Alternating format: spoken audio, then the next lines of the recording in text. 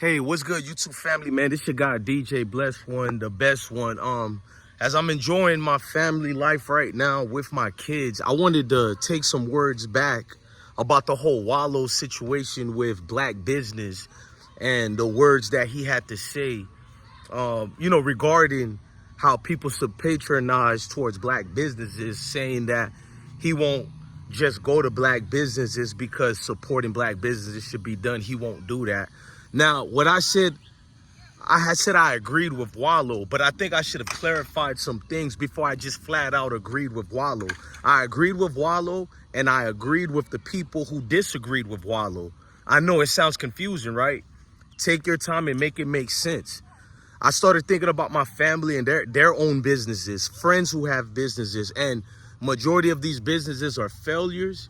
Majority of these businesses are constructed to help the community, but not really the community. Let me articulate it better. Basically, they built their business to cater to black people, and it's clean, the food is good, and black folks still don't patronize over there.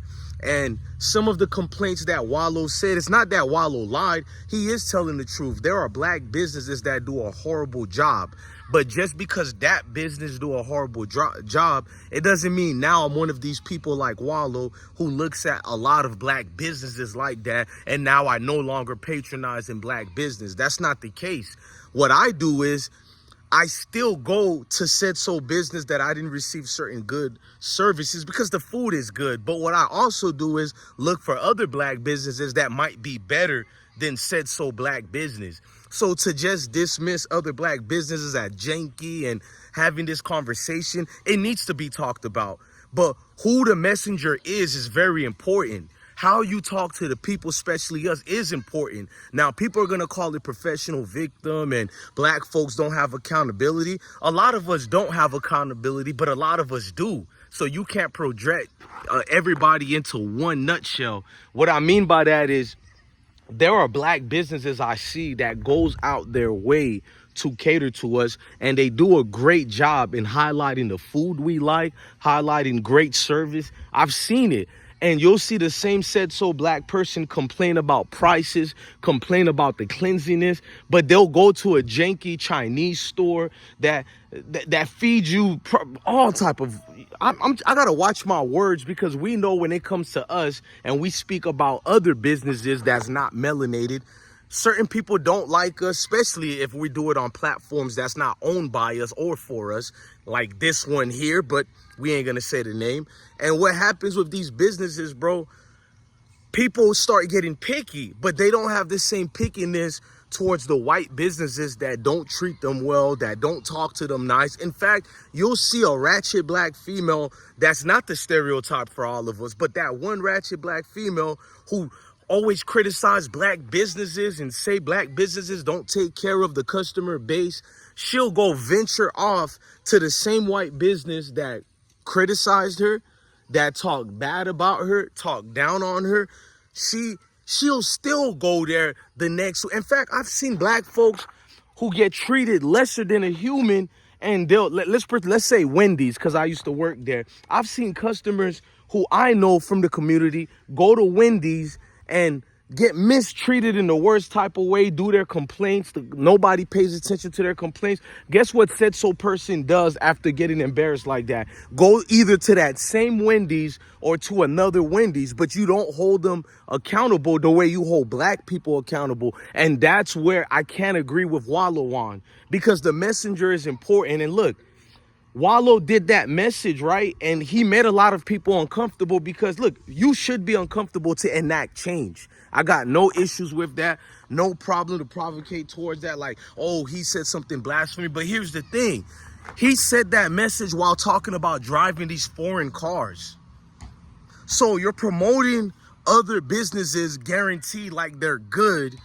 Basically, European businesses and Mayo businesses like they're better than melanated business. You didn't have the same energy for said so other companies. And I know y'all gonna tell me, well, Wallo is black. He's only worried about black companies right now. But if that was the case, why even bring about other businesses that are non-black in a good way and not in the same way you talked about them or downgraded the black ones. And yes, once again, because I know the comment sections too well, you're going to tell me that Wallo wasn't speaking about everybody. He wasn't interested in talking down on all black business. He's only talking about the ones that don't conduct themselves in a good way. But here's the problem. He never made the narrative like that. His narrative was talking about black business and projecting all of them in one group. Now, I understand Wallo wasn't doing that, but when you don't do a clear-cut message and you just leave missing holes in it without full context, you have to understand how the people would feel, because we're a group of people who everybody always got their hand pointed at us, like we're some adolescents, little kids that needs to be, you know, talked to, talked down on. If you think about it, you'll see a degenerate white guy who doesn't take care of his family. He doesn't do anything for America. In fact, we're better Americans than them. We fought for this country. We've been everywhere in this world. In fact, I've bled for this country. My lineage has, and my lineage come from multiple places, but especially here in America, my lineage helped build. And that's my kids, my beautiful kids in the background playing. But that's what I mean. My lineage helped build this country, but you'll see a degenerate white guy who'll be out here like the Carmelo situation with Austin. You seen me gave both brothers props, Austin and Carmelo, because it's a tragedy regardless. They're young teenagers, but here's the problem. That same white individual will talk down on me like I'm the problem of America because this other black person did something wrong. And he'll go to you, man, you black people need to. And it's like you're looking at this white counterpart like, who are you? You're the mecca of whiteness? Who are you? There's only like 10% to maybe 0 point something percent of white people that build the world or conquer the world. You didn't do anything. You just got lucky to be born in America or born out of your mom's womb. Yes, baby girl? Put water. Hey, y'all go put water on her water gun. Here, Jeremiah, go put water for Amira. Amira, here. Go to Jeremiah. I'm making a video. I'll go back and help you. So that's my thing. Everybody always talk condescending to us. Everybody always, oh, I have to police up the black man and black woman. Meanwhile, who's policing up the white man when he goes berserk and he destroys his whole entire family? He wipes everybody out, including the dog, the nanny, the in-laws, and the goddamn goldfish. And that's my thing about men like Wallo. Yes, you've been to prison and you got this story of redemption, but newsflash, Wallo, and I love you, Wallo, you're not the only guy with this redemption story, bro. No offense, I don't even agree with everything Tyreek Nasheed says. In fact, he used a picture that I did and he made me go viral. Tyreek, I never said nothing against Tyreek, nothing like that. And I did a video, I did a post saying, damn, Tyreek disrespected Wallo because he asked where your family from. And let's not be little kids. We know what Tyreek was trying to insinuate. I didn't talk about FBA or any. In fact, we got people on our platform who are FBA. We welcome all people. I'm black unity first, bruh.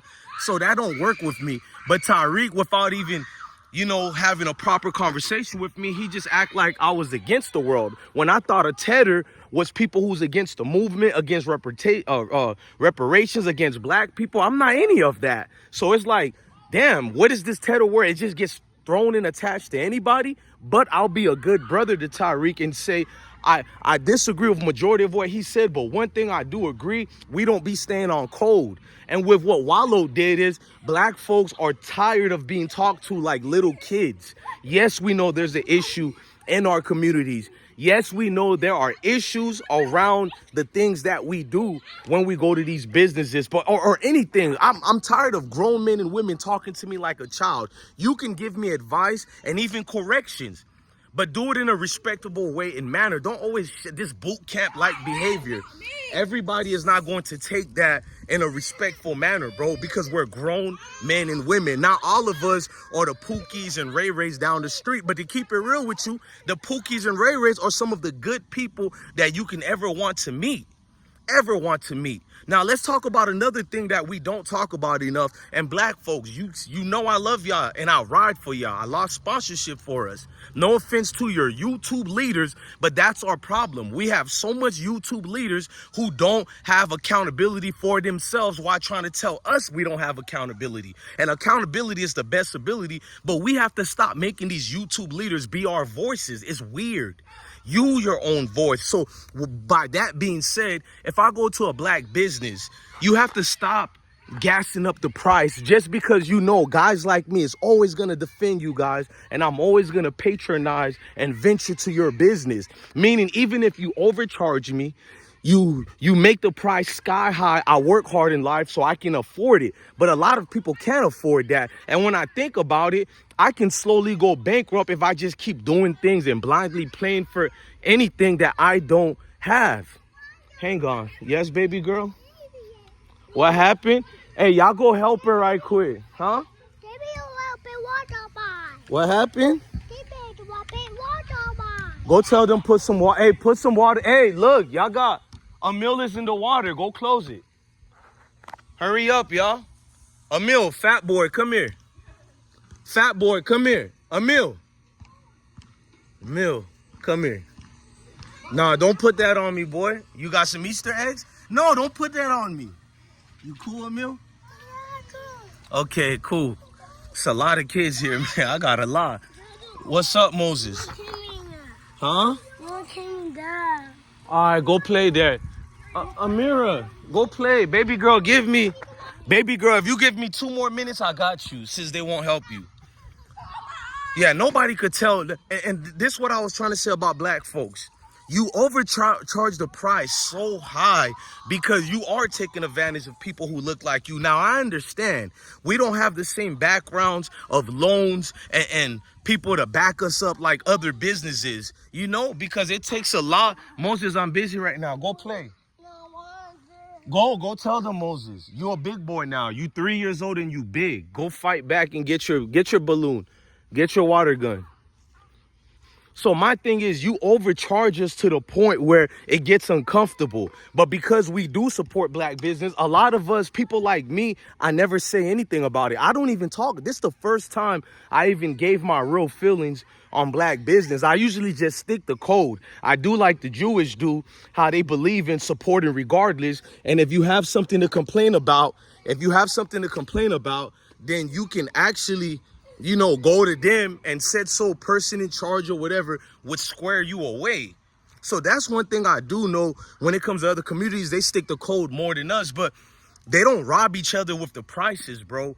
So I shouldn't have to pay $60 for half a slab of ribs and just a trash ass macaroni, even if it was good or not. Like, come on, gang.